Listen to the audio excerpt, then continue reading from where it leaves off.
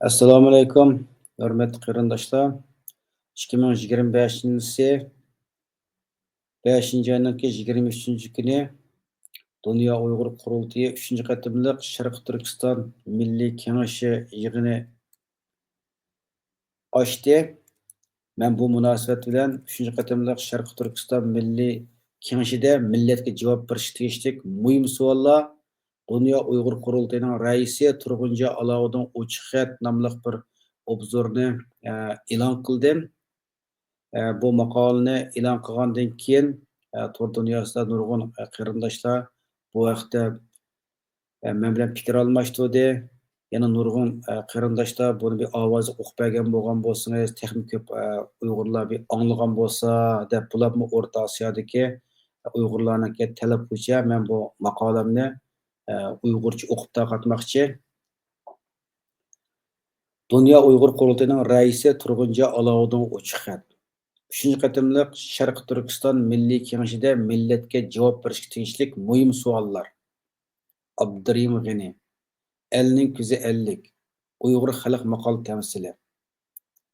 2025-yil 4-oyning 18-kuni Dunyo Uyg'ur qurultiyi Tor televiziyasida bu yil 5-oyning 23-kundan 25-kunigacha Germaniyaning Myunxen shahrida 3-qatimliq Sharq Turkiston Milliy Kengashi echildiganlik haqida bayonot berdi. Dunyo Uyg'ur qurultiyiga yangidan rais bo'lgan Turg'unjon Alovning rahbarligida echilmoqchi bo'lgan bu qatimliq Sharq Turkiston Milliy Kengashining muvaffaqiyatli echilishiga utuq tilayman. Shundaqla men Xitoy hukumatining Sharq Turkistondagi ishg'oliyatiga, tajovuzchiligiga, qirg'inchiligiga qarshi aktiv faoliyat qilib kelayotgan siyosiy faoliyatchi bo'lish sifatim bilan millatning taqdiriga munosabatlik ba'zi savollarda Dunyo Uyg'ur qurultiyining raisi Turg'unjon Alovning samimiy javob berishini umid qilaman. Men bu xatni 2025-yil 3-oyning 21-kuni WhatsApp orqali Turg'unjon Alovga ayrim yo'llab fikrlashib beqishni o'ylagan bo'lsam-mu, afsus hech qanday inkos qaytarmadi. Shuning uchun 3-qatimliq Sharq Turkiston Milliy Kengashi echilish oldida Tor dunyosida ochiq shaklda e'lon qildim. Bu qatimliq yig'indan keyin javob berishini umid qilaman. Birinchi, Sharq Turkistonning besilgan zamin haqidagi doklad haqida. Dunyo Uyg'ur qurultiyi 2024-yil 2-oyning 9-kuni o'zining Facebook hisobotida Sharq Turkistonning Xitoy hukumati tomonidan besilgan zamin ekanligi haqidagi dokladning bitganligini 2024-yil 5-oyning 3-kunidagi Dunyo Uyg'ur qurultiyining 20-yilligini tabriklash marosimida bu dokladni tayyor qilgan Michael Van Walid tomonidan rasmiy yuzida e'lon qilinganlik haqida bayonot bergan edi. Afsus bu doklad e'lon qilinmadi.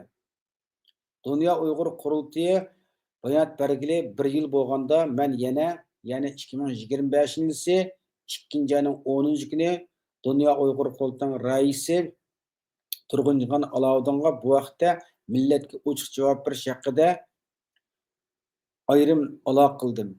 Doklad programmamiz bitgan e'lon qilamiz dedi. Bu doklad qachon bitadi, zodi qachon e'lon qilindi? 3-qatimliq Sharq Turkiston Milliy Kengashida e'lon qilinamdi. Siz Dunyo Uyg'ur qurultiyining raisi bo'lsangiz bilan millatning taqdiriga munosabatli masalalarda xalqimizga aniq javob berish mas'uliyatingiz bor. Bu doklad zodi qachon e'lon qilindi? Bu vaqtda millat aniq bir javob bergan bo'lsangiz. Ikkinchi, Zumratay Erkinning Yevropa parlamentiga suhbat haqida. Bu yil, ya'ni 2025-yil 3-oyda Dunyo Uyg'ur qurultiyi muavin raisi Zumratay Erkin Yevropa ittifoqida yig'in qatnashganda bir parlament a'zosi bilan erkin suhbat qildi. Parlament a'zosi Uyg'urlar kelgusida qurilmoqchi bo'lgan Xitoy demokratik davlatining bir partiyasi bo'lishni xohlamdi deb so'raganda Zumratay Erkin albatta xohlaydi deb javob berdi. Bu bayonot diasporadagi Uyg'urlarning kuchli noroziligini keltirib chiqardi. Bu norozilikdan keyin bu video Dunyo Uyg'ur qurultiyining X, Facebook va Instagram hisobotlaridan o'chirib o'tildi. Zumrat ayga Uyg'ur millatining taqdiriga munosabatli masalalarda o'z beshimchicha javob berish huquqini kim berdi? Qurultaymi yoki Zumratay üzümü?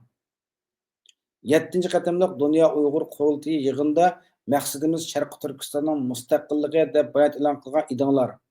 Undaqda Zumratayning yuqorqi javobini qandoq tushunish kerak? Bu Dünya Uyg'ur qurultayining 7. navbatlik yig'inida e'lon qilgan bizning g'oyamiz Sharq Turkistonning mustaqilligi degan bayonotga xilof emasmi? 3. Dünya Fuqarolar sud mahkamasining Xi Jinpingning jinoyat haqidagi hukmi. Dünya Uyg'ur qurultayi nima uchun Angriya Uyg'ur sudining qarorini hamma yerda tashviq qiladi? Ammo 2024-yil 7-oyda Gollandiya Dünya Fuqarolar sud mahkamasi tarafidan Xi Jinpingga Rim ahdnomasi bo'yicha uning jinoiy qilmishlari uchun sud ochib, uningga 11 xil jinoyat ortildi.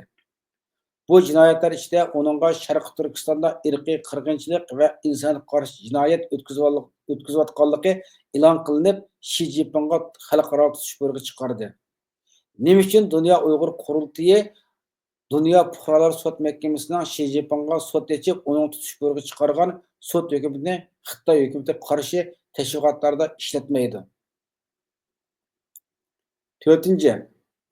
Dünya Uyg'ur qurultayi Dolqin esa Uyg'ur majbur emgikini oxirlashtirish munbiri haqida.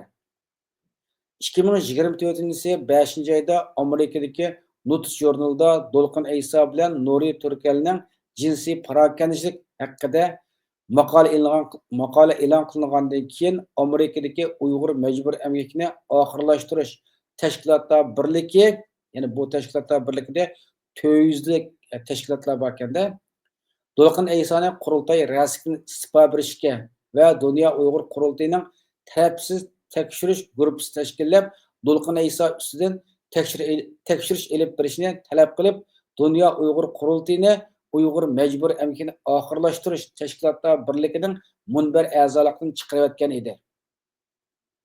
Keyin Dolqin Aysa Dünya Uyg'ur qurultayining rais vazifasidan istifa berdi. Qurultaymi tarafsiz bir organ bilan aloqa qilib, Dolqin Aysa ustidan tekshirish elib berdiganligi haqida bayonot e'lon qilgan edi. Dünya Uyg'ur qurultayi Uyg'ur majbur emgikini oxirlashtirish tashkilotlar birligining munbar a'zoligiga qaytib kirdimi?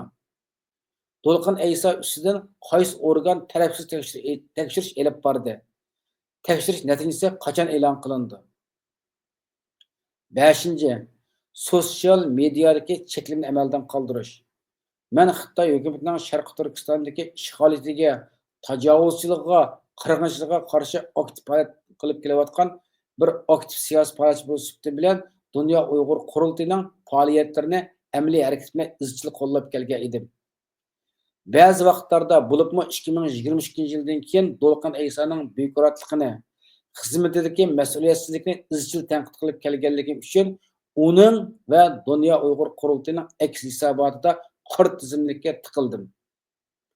Men bir Uyg'ur bo'lib bilan qurultayning aksda Xitoy hukumatiga qarshi nima tashviqotlarni qilyotdi? Buni nazorat qilish, taklif berish va qo'llash haqqim bor. Shuning uchun aksda meni qor tizimlikdan chiqarib o'tish taklifini bir qancha qatim sungan bo'lsam-mu parvo qilmadi. Shunga meni qor tizimlikdan chiqarishni talab qilaman. 6. Xalq vakillari bilan qurultayning munosabati haqida. Men 2018-yil 11-oyning 8-kuni Myunxenda ochilgan 1-qatimliq Sharq Turkiston Milliy Kengashi yig'iniga taklif bilan xalq vakili sifatida qatnashib so'z qilgan edim.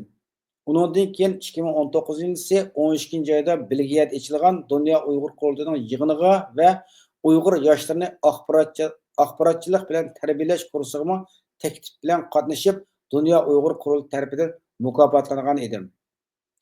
Turg'unjon Alovuddin, siz 2021-yil 9-oyning 21-kuni Dünya Uyg'ur qurultayining Chexiyada ochilmoqchi bo'lgan 7-qatimliq qurultayiga meni taklif qilib, taklifnoma avatgan edingiz. Men shu chog'da 7-qatimliq qurultay yig'inida xalq vakili sifatida qatnashmayman degan edim. Siz ma'qulligingizni bildirgan edingiz.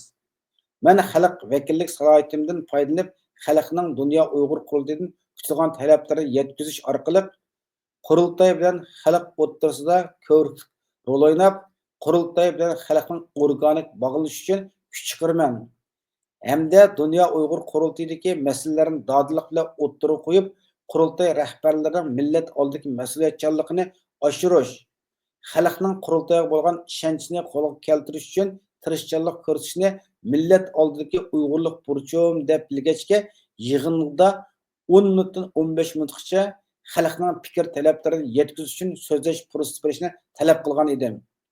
Afsus, hech qanday javob erisholmagandan keyin Dunyo Uyg'ur qurultayining 7-ci navbatdagi yig'iniga qatnashish salohiyatimdan voz kechish orqali noroziligimni ifodalagan edim. Undan keyin menga hech qanday tushuncha bermay, meni qurultay xalq vakillik salohiyatini qoldirib etdinglarmi? Hech qanday yig'inga taklif qilmadinglar. Dunyo Uyg'ur qurultayi o'zi e'tirof qilgan xalq vakiliga hech qanday tushuncha bermay qoldirilishi qurultay nizomimizning qaysi moddasiga asoslangan? Bu vaqtda tushuncha berishingizni so'rayman. Dolqin Aysani izchil tanqid qilganligim uchun men Dunyo Uyg'ur qurultayining yig'iniga qatnashib, xalqning fikr talablarini yetkazish fursatidan mahrum qolgandan keyin har qatimliq Dunyo Uyg'ur qurultayi yig'ini chiqqanda ochiq xat yoki taklif shaklida izchil tanqidiy fikrlarimni va savollarimni yozib, qurultay rahbarlariga yo'llab, ularning samimiylik bilan javob berishini umid qilib keldim. Afsus, hozirgacha hech qanday javob erisholmadim. Shundaqdimi umidsizlanmay, davomli ochiq xat yozib kelyapman. Bunda qilishga maqsadim: birinchi, kelgusida Sharq Turkiston mustaqillik kurashini tadqiq qiluvchilar va keyingi avlodlar uchun qimmatli tarix material qoldirish.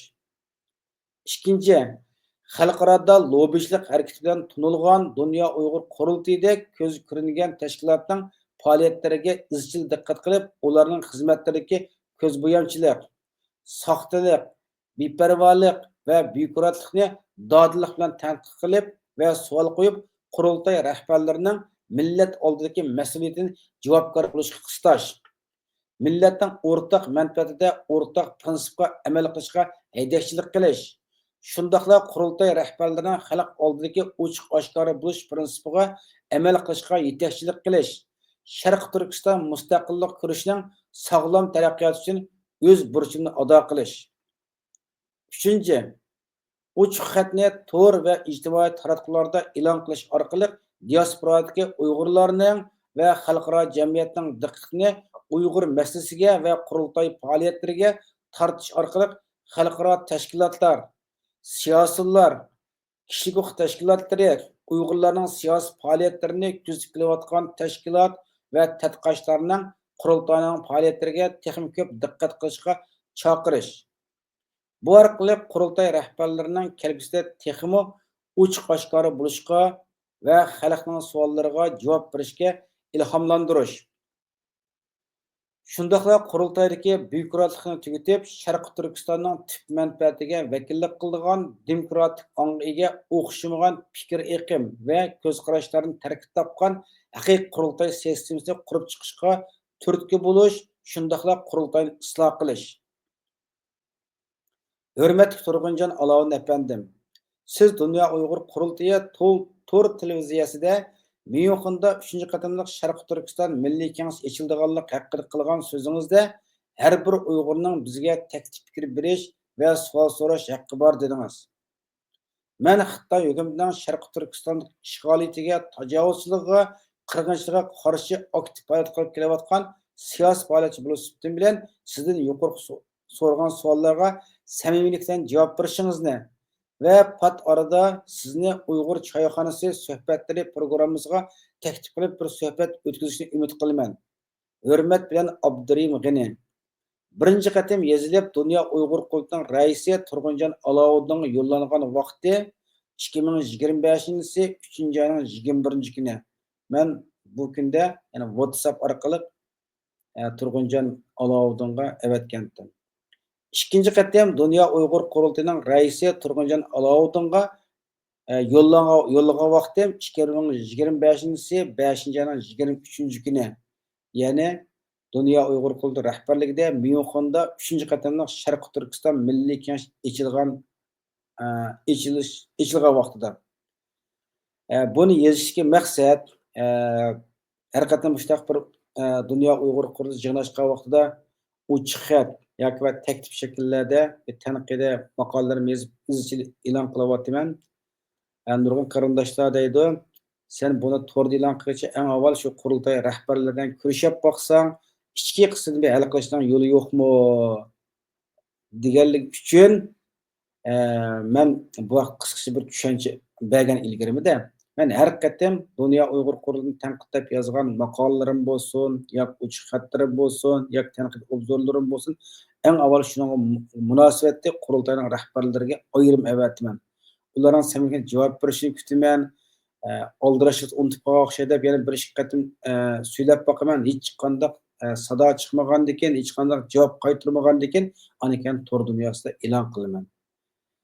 Demakchi, bu maqolalarnimi men 2 oy burun Dunyo Uyg'ur Qurultayining raisi Turg'unjon Aladin WhatsApp orqali avatib berib, chiroyliqcha fikrlashib beqishni o'tirib qo'ygan bo'lsammi, 2 oygacha hech qanday javob chiqmadi. Oraliq yana so'radim, hech qanday javob chiqmagandan keyin, anan keyin Sharq Turkiston 3 qadamliq Sharq Turkiston Milliy Kengashi ichilish kunida buni e'lon qildim. Shu maqolam bu yerda tugadi. Dünya Uyg'ur Qurultayining rahbarligida ochilgan 3 qatimliq Sharq Turkiston Milliy Kengashi davom qilyotidi. Shu qurultoyga qatnashgan qarindoshlarning mush maqolalarimni o'qigandan keyin shu yerda o'tirg'i qo'yib, o'sha masalalar haqida javob berishga taklifini boqsa bo'ladi, chunki bu mening shaxsiy ishim emas.